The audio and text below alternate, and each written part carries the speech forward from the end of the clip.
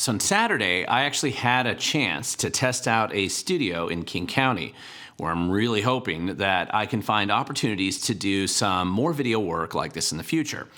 Now, in order to do a test like this, I actually just needed some content to film, so I suggested that we test out a standard kind of 3-camera interview format, and then since the 4 initiatives in Washington State right now are one of the biggest stories this election year locally, I was hoping that I could interview Brian Heywood, who's the prime sponsor of Let's Go Washington PAC, which is the group who's actually brought us these 4 initiatives, as well as the guy getting demonized by the billionaire-funded attack ads.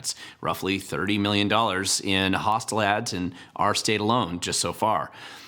Now, I've interviewed Brian Heywood before over the years. You've seen his interviews if you've watched my videos before. Those previous interviews, I'm going to link to those down below so you can go check them out. And I hope to get this perspective right now on this campaign and these initiatives.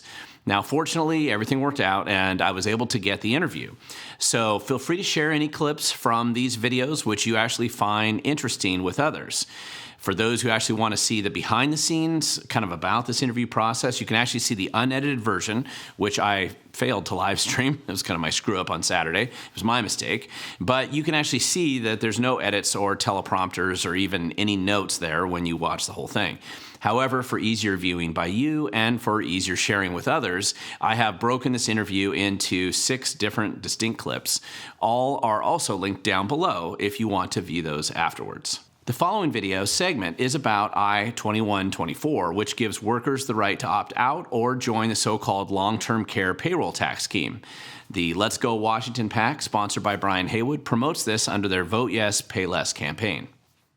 Okay, now, if you are around Washington State and you're driving anywhere and you have seen an initiative sign out there, because it's a campaign season and campaign year, and you see initiative 2124, Vote Yes, Pay Less, and this initiative is out there, and you've seen these signs and you're wondering what's going on, and you got your ballot and you're wondering all these initiatives, what's happening. I thought we'd bring in the studio today the man who has actually been more responsible than anybody else for getting these on your ballot and getting this as an opportunity for you to vote on it, and that is Brian Heywood with Let's Go Washington, prime sponsor of Let's Go Washington. Brian, why don't you tell our viewers all about Initiative 2124 and why people should vote for it on their ballot. 2124 does not repeal anything. All it does is opens up a window for people to opt in or opt out of the Washington CARES Act. The Washington CARES Act was passed maybe 5 or 6 years ago, and there was such an outcry of anger about how poorly designed it was that Governor Inslee sort of delayed the implementation until last year in August. What it's supposed to do in its theory is provide support for end-of-life care or later years care, right? And the initial name was Long-Term Cares, the Long-Term Cares Act. It's so not Long-Term Cares, they had to change it to the WA CARES Act. And they didn't want to call it short-term cares. Yeah, they couldn't call it. Yeah, they couldn't call it the short-term uncaring bill. Short-term rip-off fraudulent insurance bill, which is probably a better name for it. But it was designed to have a capped amount of money that you get after paying a long time into the program. So you pay your whole life into the program, and it'll give you a capped amount of about $36,000. For anyone that has recently taken care of a loved one in a nursing home or any kind of healthcare long-term facility, you know, that's, if you're lucky, it's 5 months, right? It's really 2 to 5 months of care. Oh, well, it can be used for things like wheelchair ramps or those sort of things. So the claim is sort of disingenuous. It's really this small one-time payment of some stuff. It does not replace your long-term care. It doesn't provide long-term care. And if you're relying on it to be your long-term care solution, it is a horrible solution. It was designed with a flaw. It was so flawed. This is how flawed it was.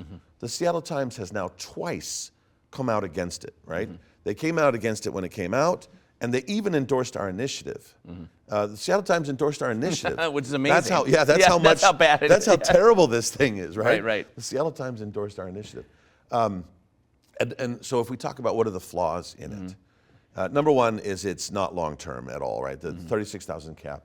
Most long-term care plans, and they're not necessarily cheap, right? And that's certainly true.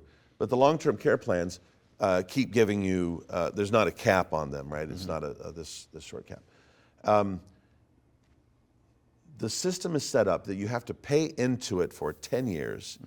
And then once you've been in it at least 10 years, you begin to you qualify for payments.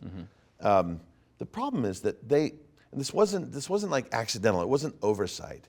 They designed into it mechanisms that would kick certain people out, that would take their money and make them ineligible. So number one, let's start with seniors. 50% of Washingtonians that retire move to another state. That was part of the planning. They knew that. And so initially there was no plan in the bill to make it portable. If you don't stay and retire in the state, you don't get the money. And they had years to fix that. They didn't fix it.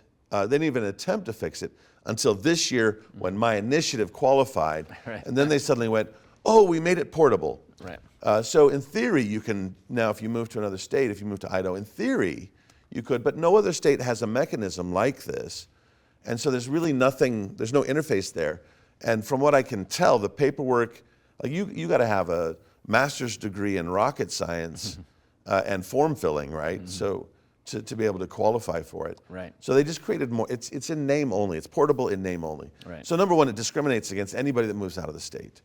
Even with the portability, it's still a very, very terribly designed. Number two, it discriminates against women. And it discriminates against them in two very specific ways. One is, if a young woman graduates from college at 21, then goes to work for Microsoft and works there for 9 years, so now she's 30, and she decides to take time off, and she takes 5 years off to raise her kids. If she hasn't worked the full 10 years, but takes 5 years off, she has to go back and start at year zero. Right, they just take the money and it's write gone. it off. Yeah, sorry, thank you for that money very much, we're gonna go.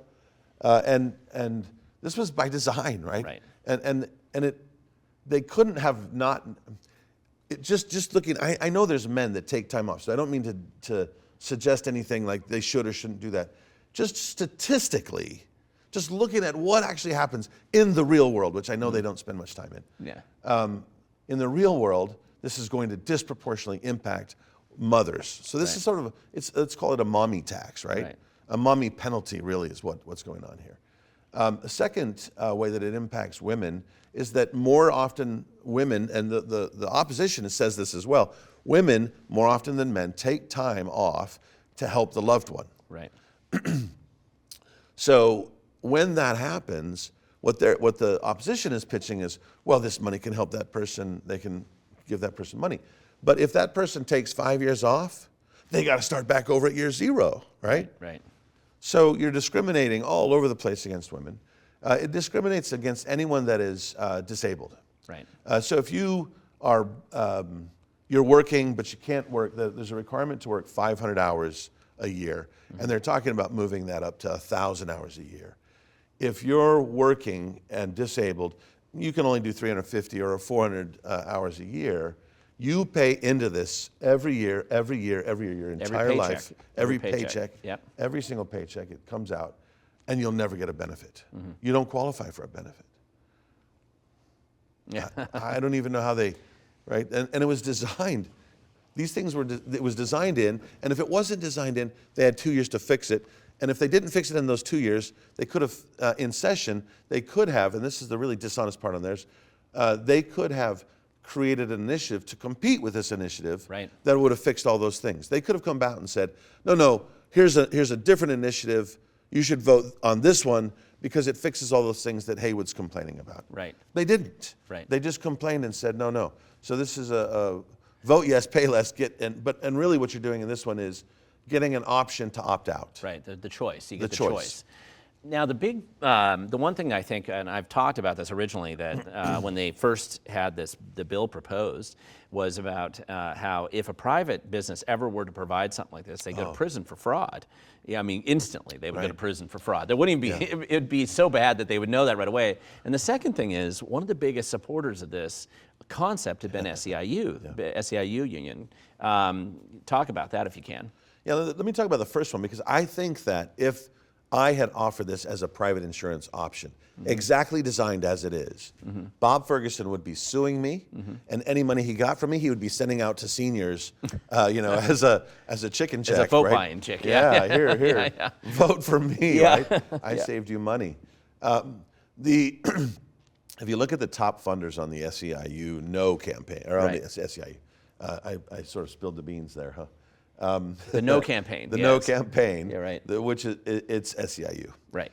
Number 1, SEIU. Number 2, SEIU. Number 3, SEIU. All the contributions are SEIU. Clearly, they've got a dog in this fight. And SEIU is a Service Employees Union. Yeah. And so they obviously, I remember this originally because I've had run-ins with them a few times myself, just that they want the money for themselves, and this is a way to backdoor a lot more cash flowing into their pockets.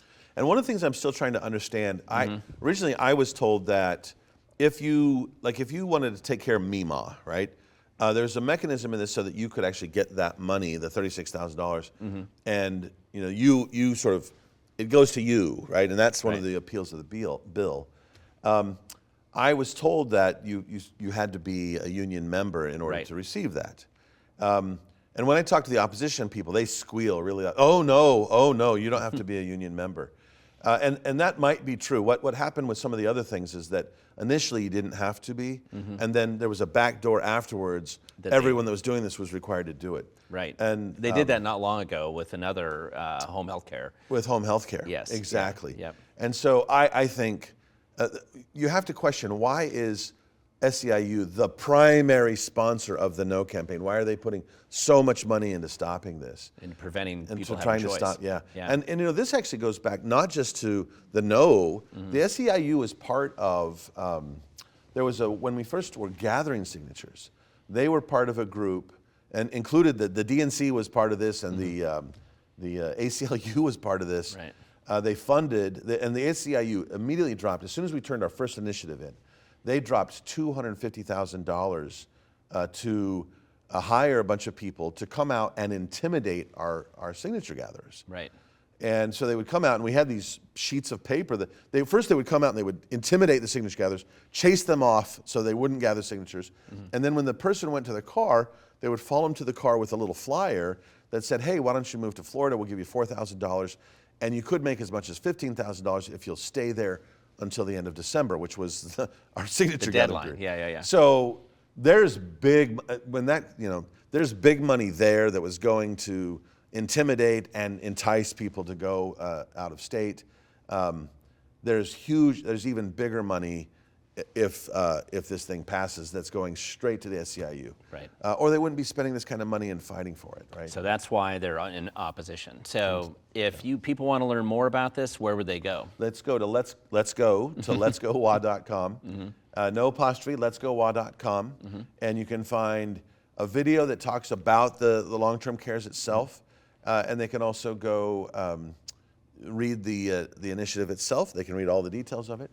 There's a couple things I'd point out about it too, that it's not only does it let people out, but if you got out and want back in, the only way that happens, the legislature can't get their act together. This bill lets you get back in if you want to get back in. Right. So it doesn't end it. It just gives you the option. Correct. It's not the Hotel California anymore. Right. Well, with that, Brian, thank you so much for coming in the studio and sharing this information with our audience. And I really appreciate that. I think they'll learn a lot more if they get a chance to see this. My pleasure. Thank you.